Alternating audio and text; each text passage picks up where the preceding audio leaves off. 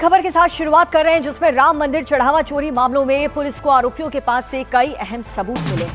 आरोपी अविनाश शुक्ला ने 13 घंटे रिमांड के दौरान अयोध्या पुलिस को चढ़ावा चोरी से जुड़े हुए कई अहम खुलासे किए और इसके साथ ही पुलिस ने अविनाश शुक्ला की एक कार भी प्रतापगढ़ से बरामद कर ली है और साथ ही पुलिस अनुकल्प मिश्रा की 2 गाड़ियों की पड़ताल शुरू कर चुकी है। इस बीच शुक्रवार को एसआईटी ने राम मंदिर ट्रस्ट से जुड़े अनिल मिश्रा और गोपाल राव से लंबी पूछताछ की। एसआईटी का फोकस अब इस बात पर है कि आखिर इन लोगों को किसकी सिफारिश पर रखा गया, कैसे पूरा सिंडिकेट काम करता था और कैसे इस चोरी को अंजाम दिया गया।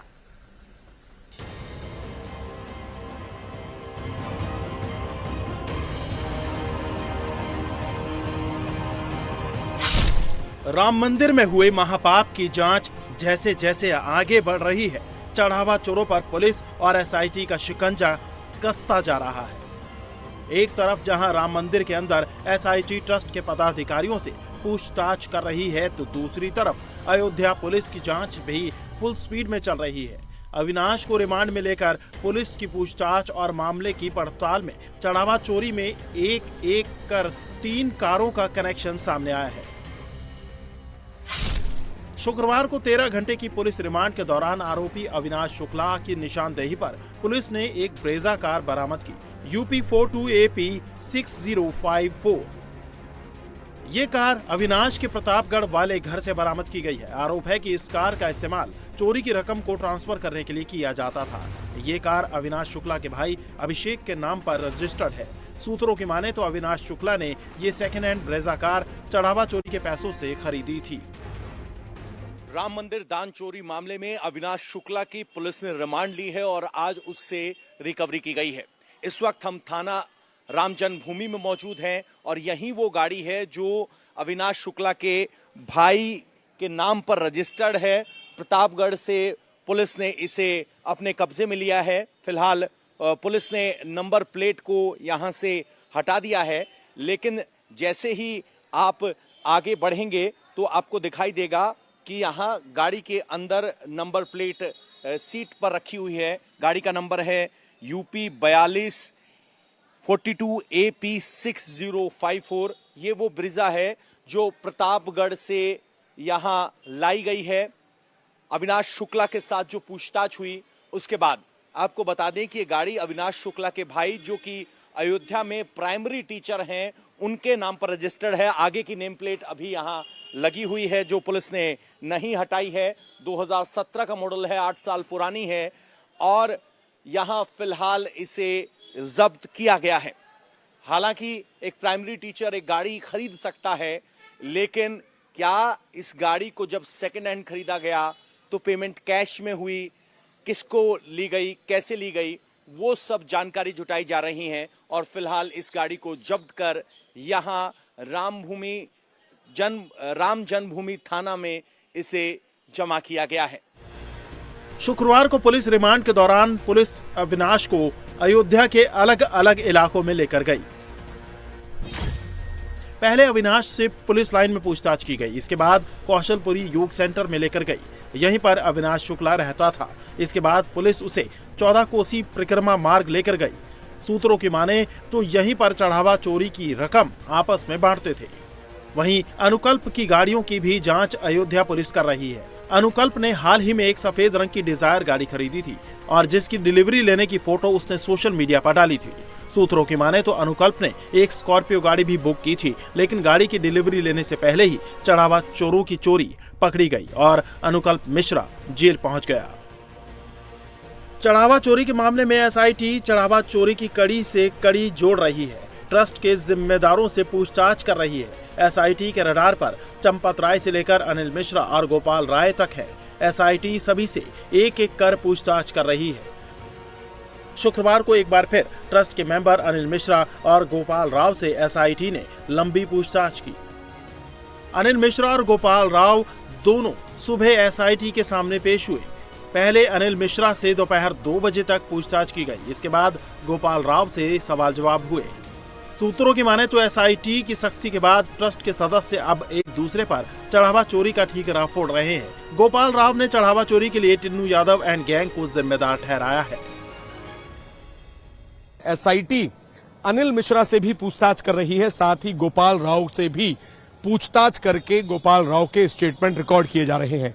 सूत्रों के मुताबिक गोपाल राव लगातार ये कह रहे हैं कि पूरी जिम्मेदारी टिन्नू यादव की थी, यानी कि ट्रस्ट से जुड़े जो अहम सदस्य हैं चंपत राय के अलावा वो सभी एक दूसरे के ऊपर चंदा चोरी का ठीकरा फोड़ रहे हैं। जब एसआईटी ने शुरुआत में इस पूरे मामले की जांच की थी तो चंपत राय के स्टेटमेंट रिकॉर्ड किए थे, लेकिन उस वक्त अनिल मिश्रा और गोपाल राव से पूछताछ नहीं हो पाई थी। एसआईटी अनिल मिश्रा और गोपाल राव से ये जानने की कोशिश कर रही है कि आखिर चढ़ावे की काउंटिंग में इन लोगों को किसने रखा, किसकी सिफारिश पर बिना क्वालिफिकेशन देखे लोगों को रखा गया। महाकुंभ के दौरान ज्यादा चढ़ाव आने पर काउंटिंग के लिए किसके कहने पर लोग बढ़ाए गए।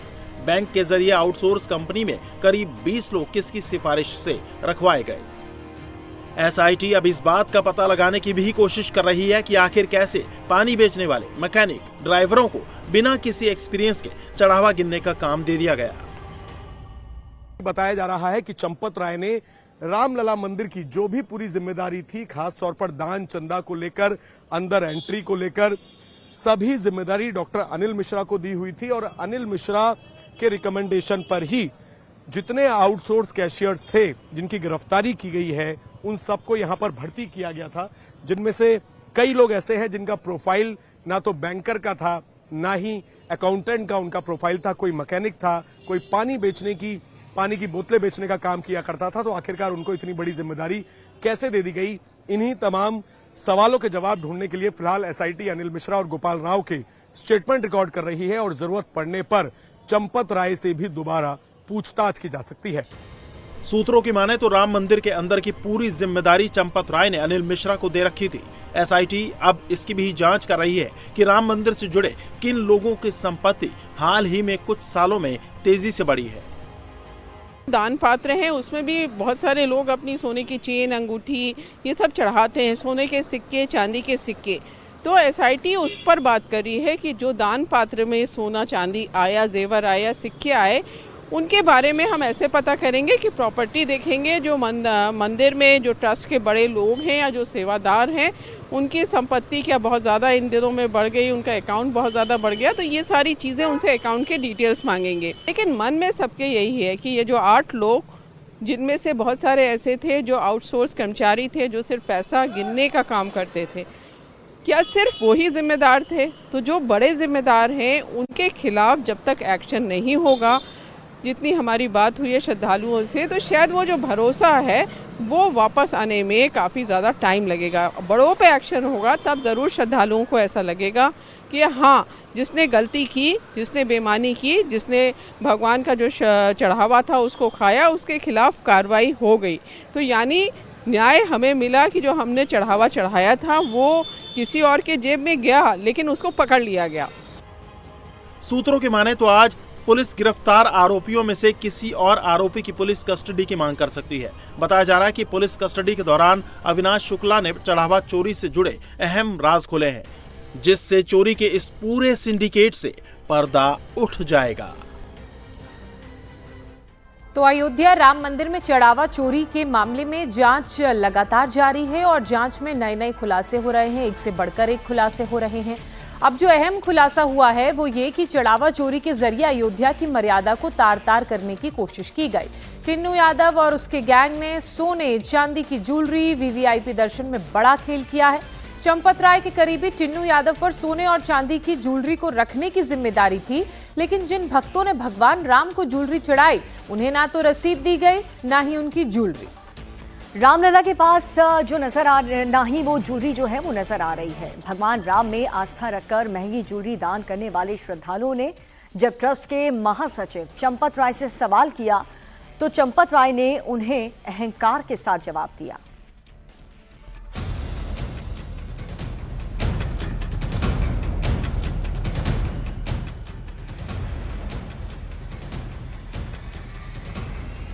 राम मंदिर में चढ़ावे की चोरी की जांच में आरोपियों के घरों से कैश बरामद होने के बाद अब वीवीआईपी दर्शन और चढ़ावे की सोना चांदी पर भी हाथ साफ करने की बात सामने आ रही है। जांच में हो रहे खुलासे ने उन लोगों को भी चिंता में डाल दिया है जो भगवान राम के वीवीआईपी भक्त बनकर अयोध्या पहुंचे थे।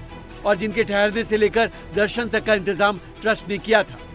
बताया जा रहा है कि कीमती चढ़ावा लेकर जब भी कोई भक्त आता तो टिन्नू यादव उनको वीवीआईपी दर्शन कराता और उसके सामने चढ़ावे की वस्तु रामलला के पास रखवा देता था, लेकिन इस चढ़ावे की कोई रसीद नहीं दी जाती थी और कुछ समय बाद ऐसी कीमती भेंट रामलला के पास से हटा दी जाती थी। इसलिए अब वो लोग परेशान हैं जिन लोगों ने अपने आराध्य के चरणों में कीमती आभूषण दान में दिए थे।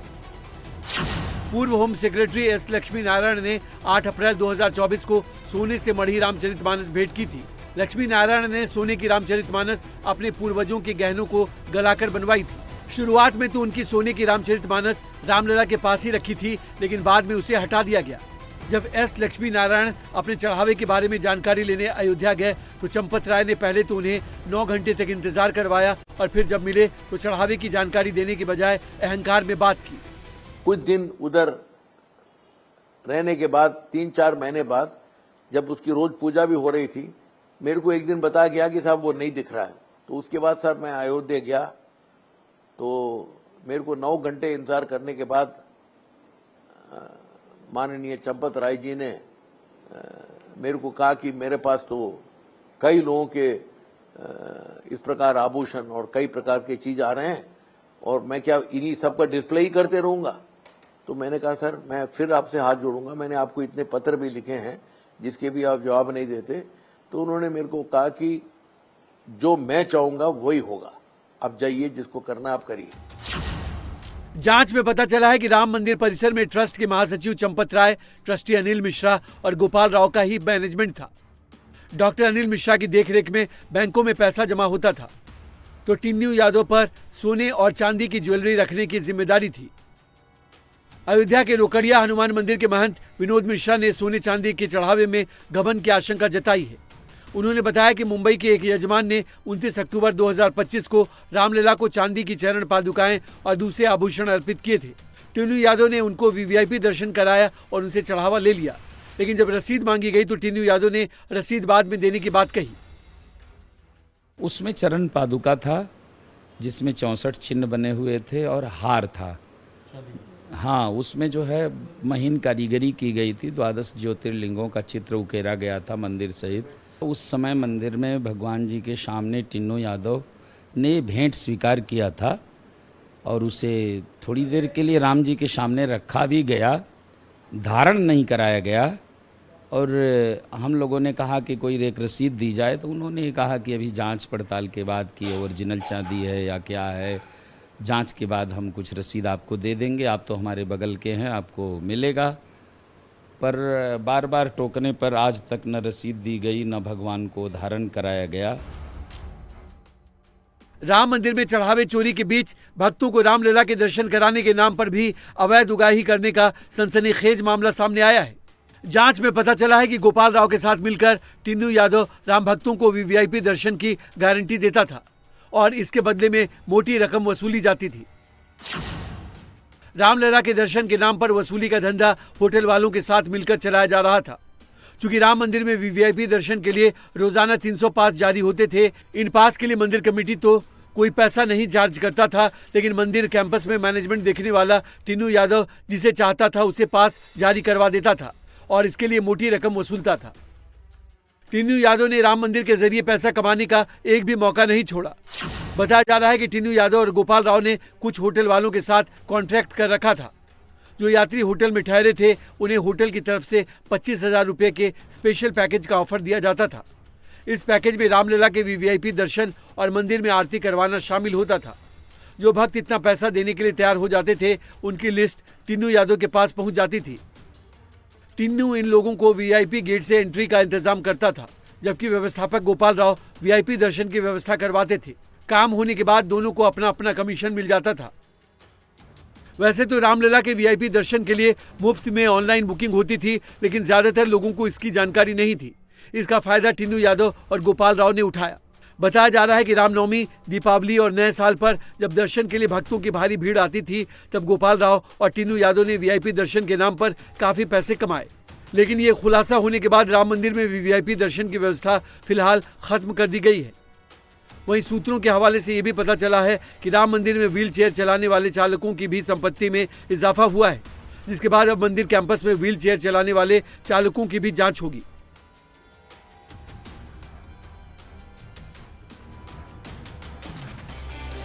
और राम मंदिर चढ़ावा चोरी मामले में एक बड़ी खबर आ रही है, जिसमें अनिल मिश्रा गोपाल राव से तकरीबन 6 घंटे तक पूछताछ हुई। दोनों ने कहा देर से मिली चोरी की जानकारी चंपत राय से एसआईटी एक बार फिर से पूछताछ कर सकती है। अयोध्या पुलिस ने अविनाश से कुल 13 घंटे तक पूछताछ की। एक और आरोपी की रिमांड के लिए कोर्ट जा सकती है। पुलिस की टीम एक और आरोपी को रिमांड में लेकर उससे भी पूछताछ कर सकते हैं।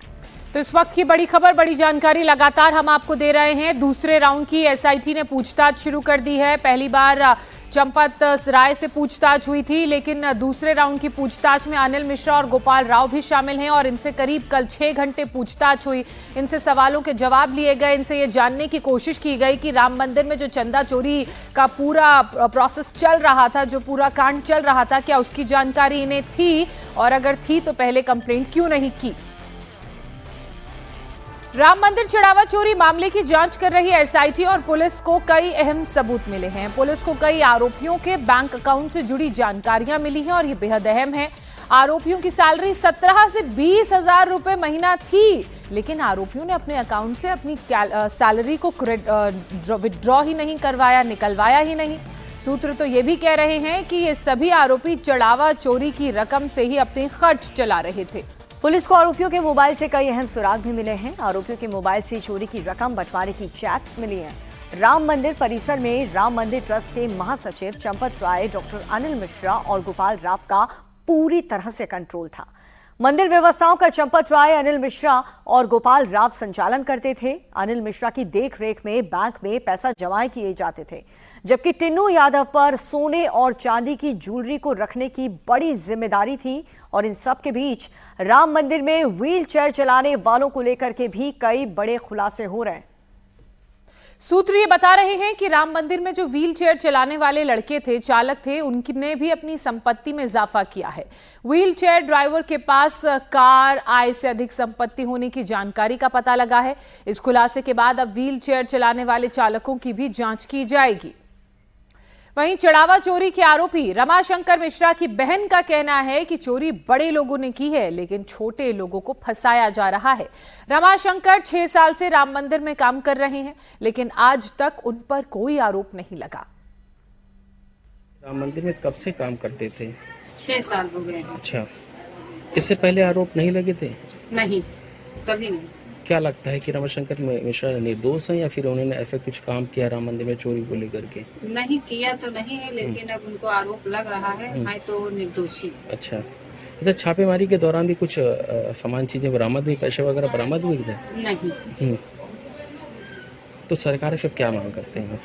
अब सरकार से यही मांग करते हैं कि बड़े लोगों का हाथ है, बड़े लोगों का जो है पता लगाएं, जांच करें। उसके बाद में जो है दोषी उनको सजा दी जाएगी, जो निर्दोषी हैं उनको छोड़ा जाएगा। उनका हमारी तो यही मांग है। तो रमाशंकर की बहन को आप सुन रहे थे। राम मंदिर में चढ़ावा चोरी के खुलासे के बाद से चढ़ावे की काउंटिंग का पूरा सिस्टम अब बदल दिया गया है।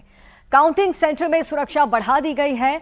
अब काउंटिंग सेंटर के अंदर प्राइवेट सिक्योरिटी के साथ साथ यूपी पुलिस को भी लगा दिया गया है। काउंटिंग करने वालों के 2-2 बार चेकिंग के बाद एंट्री दी जा रही है। पहले जहां पर काउंटिंग मेज पर होती थी, अब जमीन पर हो रही है।